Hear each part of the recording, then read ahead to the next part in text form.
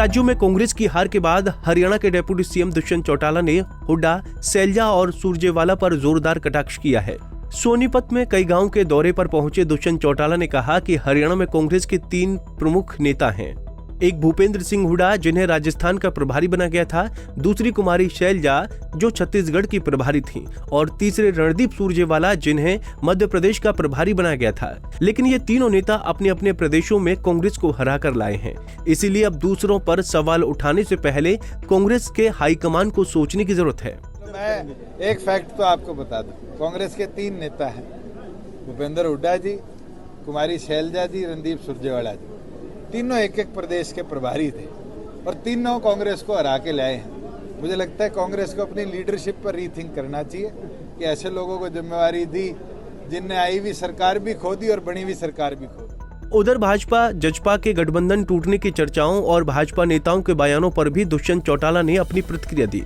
उन्होंने कहा, हरियाणा में 5 सालों तक हमने स्थायी सरकार चलाने के लिए गठबंधन किया था और इसमें हम कामयाब भी रहे हैं। रही बात आगामी चुनाव में गठबंधन की, तो इसका फैसला एनडीए में होगा। सर, आगामी चुनाव को लेकर जिस तरह से भारतीय जनता पार्टी के नेता वो ये कह रहे हैं कि हमारा जो गठबंधन था वो सरकार चलाने के लिए। मैंने किस दिन ये नहीं बोला कि सरकार चलाने के लिए गठबंधन नहीं था। क्या चुनाव में 5 साल प्रदेश को स्थिर सरकार मिले, हमने मिलकर ये निर्णय लिया था।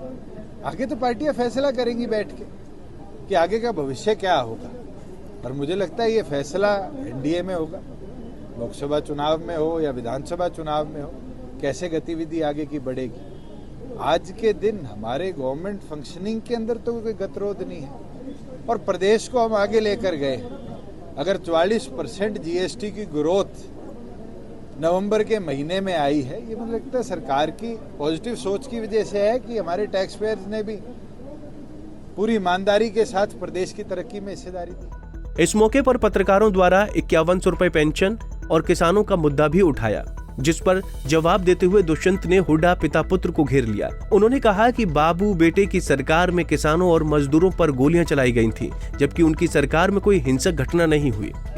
दीपेंद्र हुड्डा का कहना है कि जेजेपी जिस तरीके से 5100 बुढ़ापा पेंशन और 75% प्राइवेट उसमें लेके आई थी। चलो एक चीज तो मैं मान गया कि बाबू बेटों को और कुछ तो दिखता नहीं, जेजेपी दिखती है, 5100 दिखते हैं। उसके सिवाय उनसे पूछने का तो काम करो कि जो काम करे हैं, चाहे उसके अंदर किसान के फसल खराबे की पेमेंट डायरेक्टली देना और मिनिमम 15,000 करना, उनकी तरह 2 रुपए 5 रुपए के चेक तो नहीं बांटे, गोलियां तो नहीं मारी, लाठियां तो नहीं मारी।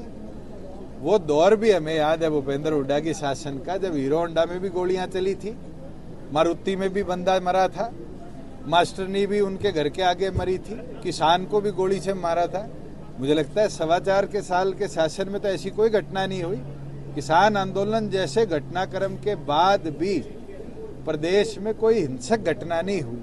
और मैं एक चीज गारंटी दे सकता हूं, जिन कंपनियों को इन बाबू बेटों की सरकार ने बजाया था, उन कंपनियों को तो हम वापिस ले आए।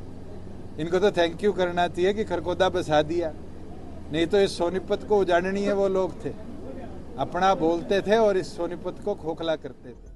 बता दें कि 3 राज्यों के चुनावी नतीजों को लेकर भले ही दुष्यंत चौटाला कांग्रेस हाईकमान को नसीहत दे रहे हैं, लेकिन राजस्थान के चुनाव में जजपा के सभी 19 प्रत्याशियों की जमानत जब्त हुई है।